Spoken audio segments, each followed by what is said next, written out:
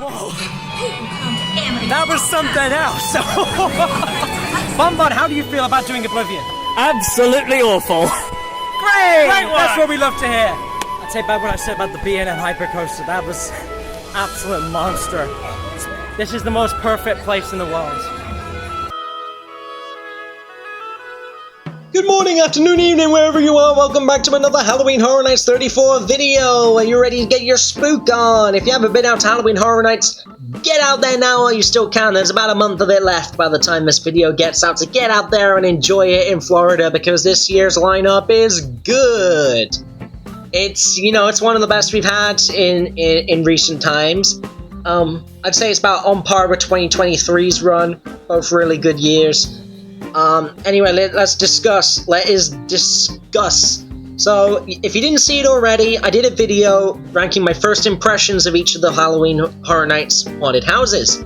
That script was written, each part of that script was written right after I'd done the house, so it was an accurate reflection of what I'd been through. This script I wrote after my last visit to Halloween Horror Nights, and I got to really kind of digest everything about the houses. I did multiple run-throughs of the houses, and I got to come to a more overall fair conclusion of the houses. So we're gonna do it in ranking order. Last time I did it in order of the order I did the houses in real life. This one we're gonna go through them in order of worst to best. Okay. So coming in number 10, we got Hatchet and Chain's Demon Bounty Hunters. So this was the original house I had the most interest in, as I explained in the previous video. It was a follow-up to a scene in last year's splendid Slaughter Cinema 2, and featured a Wild West setting, which is again not your typical horror choice. I was excited to see something different. However, this story is not conveyed well through the house, as it came across more as demons attack the West, as the titular heroes were rarely seen in the house. The house was noticeably one of the shortest houses. Now, considering this is the exact tent that gave us 2023's brilliant original house, The Darkest Deal, you know, that the pop-up tent location cannot be blamed for the house's shortcomings. 10th place. In 9th place, Dolls, Let's Play Dead. Yes, if you gathered from my first impressions video, these two houses did not redeem themselves. Dolls Let's Play Dead is going to be a favorite for some people. Some people are going to really love it, but not me. Fortunately, no, not me. I've never clicked with the creepy doll horror trope. It's just not a horror thing I've ever found interesting. I mean, Chucky's fun. I can get behind Chucky, you know. He's got that kind of comedic sadisticness, but and I love Billy the doll from Saw, but this kind of creepy little girls with dolls, Curse of Alton Manor type stuff. I don't get much out of this. But the concept of being shrunken to doll size is way more coherent than the previous house, and I love the inclusion of the guest-activated triggers, or GATs, as we call them. That's always fun to have a few of those in there to spook other people out with stuff. There isn't anything inherently wrong with the house. It just isn't my cup of tea. Coming in at number 8, falling a little bit from its 6th place ranking in the first impressions, we got Fallout. Fallout comes in as the lowest IP house this year, and I'm thinking this is going to be a relatively unanimous agreement. I think most people outside of the die-hard fans of the franchise will likely agree. This house lacks in scares. It has many dead spots where, amidst the large and impressive sets, there's very few actors that can be seen, which makes the house feel empty. The house starts off really well with the Vault 33 wedding riot and everything, really love that part, but by the time you leave the vault, the house just loses its fear factor. In 7th place, Jason Universe. A lot of people are ranking this one high due to its intense scares. This was dubbed in pre-opening by its creators as Insidious times 10. It's not. Insidious was way scarier. Fans of the Friday the 13th series will enjoy the house. However, the legal battles over the rights to the franchise resulted in Universal only being allowed to use the Jason character, but nothing from the films. Just the character. I don't think they're even allowed to use his surname. They never really say his surname in the house. I've seen like one mention of his surname in like, I think the description for the house, and that's it. But you know, so you know, they really dissociate Jason from the films he's from. They assemble a plethora of Jasons from all the different films. I'm aware that there's apparently like loads of timelines of Friday the 13th. I've never seen them. And they've got all the different Jasons here to in like a gauntlet of slasher jump scares. There's very little connectivity between these scares. There's no connective tissue here. It's safe to say Insidious retains its title for scariest house I've done. Not even close. Coming in at number 6 is Gulkin, Monsters of the North. Gulkin carves more of an identity for itself than the previous original houses. Features a very impressive piece towards the end where you enter the body of a large monster. Again, it's either a puppet or an animatronic head, not sure. Very impressive regardless. And you got skeletons like reaching through these fleshy membranes to try and attack you. That's a really nice creative touch. It felt very unique. Everything prior to this finale may likely be forgotten in the years to come, but the epic ending is enough to rank it at the top of the lower half. The scares in the first half weren't tame either. There were some pretty cool ones and some pretty scary ones, but they failed to leave like a proper lasting impression like later houses did. Number 5, Terrifier. Redeemed itself a little bit from my first impression. Before and during the event, I watched the whole trilogy to try and gain an understanding of Art the Clown, and while the movies are just a little too sadistic for my taste, they made a very enjoyable haunted house. Art is really iconic with his balance of silliness and psycho. Thankfully, he leans a little closer to the silly side in his Halloween Horror Night appearances and is much better for it. Half of the house's jump scares are scary, and half of them are just really funny thanks to Art's playfulness, his big props to the scare actors, but who managed to bring that level of whimsy to the character, instead of just playing straight scares like in most houses. Art is a very expressionate character, and that is one thing I do love about Art the Clown. I don't like how disgustingly sadistic he can get in the films. Some of the kills are a little too gross even for me. Like, I love the Saw films and whatever, I'm usually fine with gore, but some of the stuff in the films is just beyond horrifying. Like, I could hardly watch the third film at points. But for all of those flaws, he's a very expressive character, and the actors who managed to bring that to life did an amazing job. So, there's plenty of the scenes in this house that are memorable. There's a clever mirror trick with a sign written in reverse. There's a clown cafe and everything. There's more, the main talking point of the house, though, is the choice between the dry and wet endings. This, however, is definitely the weakest part of the house. It's overhyped massively. The dry ending is an abundance of strobe lighting, and like I said last time, epileptic people, if you're watching, do avoid the dry ending. Getting a little wet in the wet ending is far better than the strobe lights in the dry ending. Trust. The wet ending, however, is just kind of a long corridor devoid of anything other than water falling from above. Nothing else resides in this corridor. That's just it. But the perk of getting the wet ending, at least, is you get to see Sienna all armored up with her angel wings and bloody, and she's holding Art's head. And then, this is exclusive only to the wet path. It's like getting a true ending sort of thing. I mean, I'll take some water over the headache of those strobe lights any day. Endings aside, strong house, landing it in the upper half of the rankings. In 4th place, in probably the biggest uplift from its original ranking at number 8, jumped all the way up to number 4, Grave of Flesh.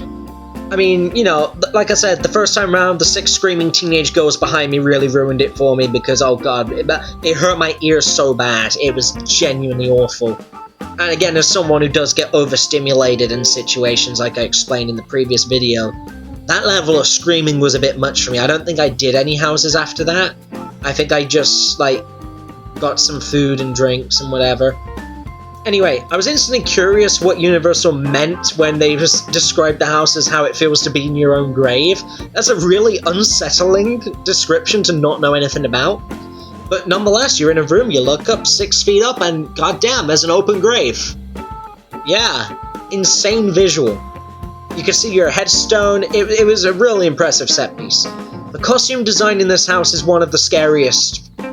Some of the designs there are real freaky, and the scares themselves are very intense in this house. I might argue that this might be the most intense house of the year. Don't sleep on Grave of Flesh. Just because it has like the most basic outline of a description, don't skip this one. Skip Dolls. Skip Hatchet. Do Grave of Flesh. Hit it immediately after one of the other nearby Stain Scream ones before like 6 PM, and you can get in at a good time. But yeah, you know, there's these monsters that are reaching through walls. There are pitch black hallways, thick fog, multiple hidey holes being used by the same actors so that it can get you over and over. It starts as a seemingly simple premise of being hunted by these flesh-eating ghouls, and it gradually gets weirder, and it grows into something really surreal by the end that feels otherworldly, almost like Lovecraftian kind of stuff. It's insane. Like, you know, it works. It really works as a house. In third place, as in my first impression, we still have El Artista, or Spanish Haunting. This was the best original house this year. You know, it has beautiful set designs, it has many creative and varied scares, and a coherent narrative. It's a house that follows an artist whose creations begin to come to life, possessed by evil spirits. You know, they had stilt wearers, statue scares, flying gargoyle. This house knew it was the overarching Halloween Horror Night theme in the house this year, and it delivered an excellent haunt to boot. In second place, and this was a really tough decision, trying to pick between this and the other option, but you know, my gut as a big Five Nights at Freddy's fan, obviously a lot of my channel now is playing Five Nights at Freddy's. I had to put it in second place. FNAF was consistently one of the busiest houses in the park, and understandably so. Everybody wanted to see Freddy, Bonnie, Chica, and Foxy come to life, and it truly was a sight to behold. This was one of the least scary houses in Halloween history, though, let's be clear on that.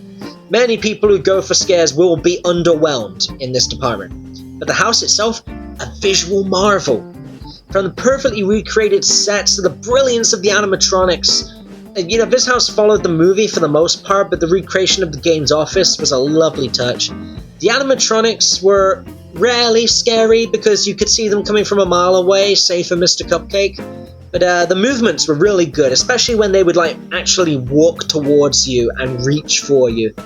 It is a shame that they couldn't get the Hallway Foxy just work, and my understanding is that Hallway Foxy still isn't running yet. Which is a shame. It would have been really cool to see him run down the hallway. That's like an iconic thing in the movie and the game.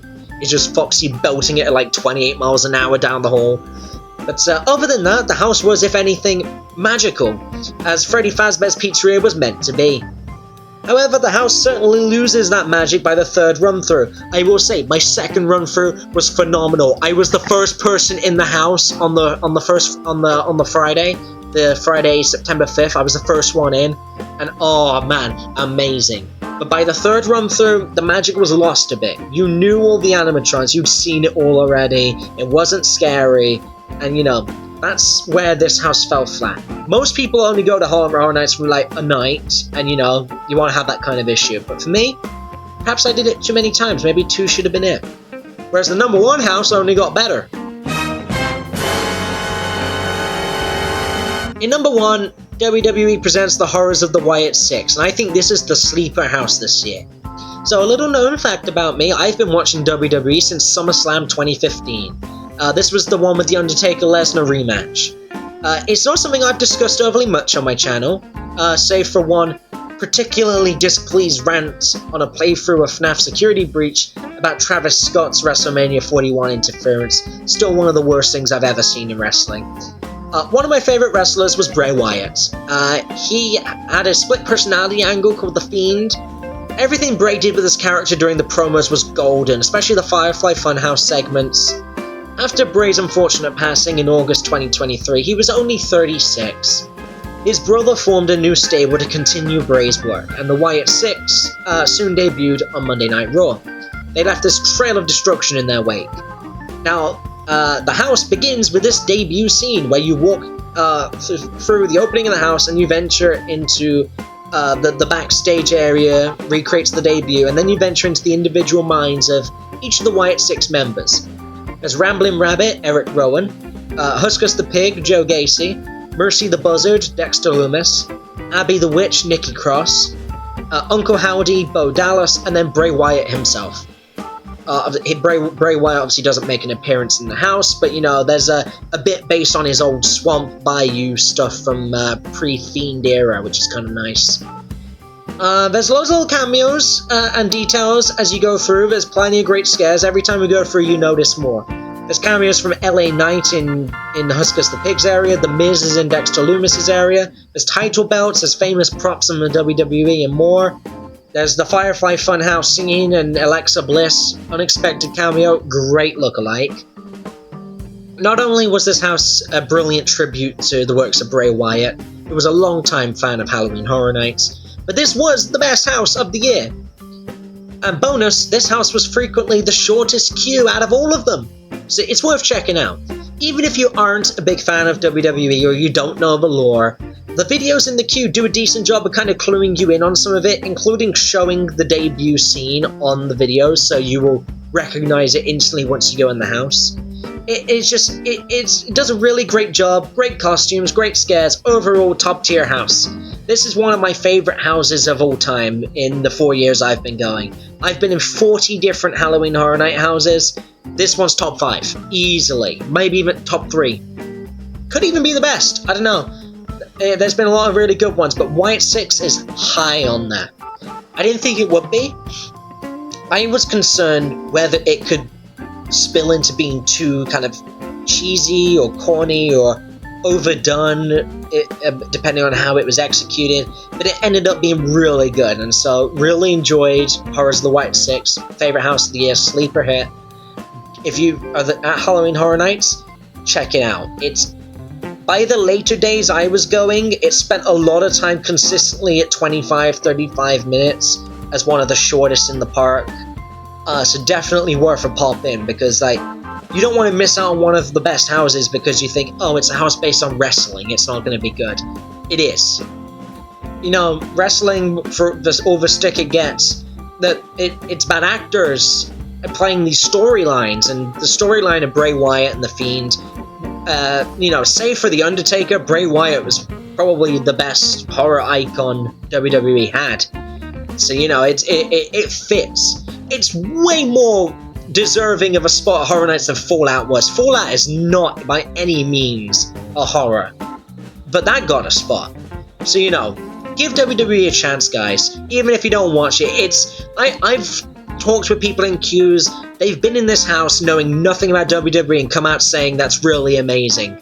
Like, you know, you don't have to understand all the complex lore to be able to enjoy this house. Anyway, thanks for watching. Hopefully you enjoyed this. You've got about a month left to get out to Florida and do Halloween Horror Nights. Be sure to check it out. Check out everything. The foods, the drinks, the shows, the houses, the scare zones, everything. Anyway, thanks for watching, and see you in the next one.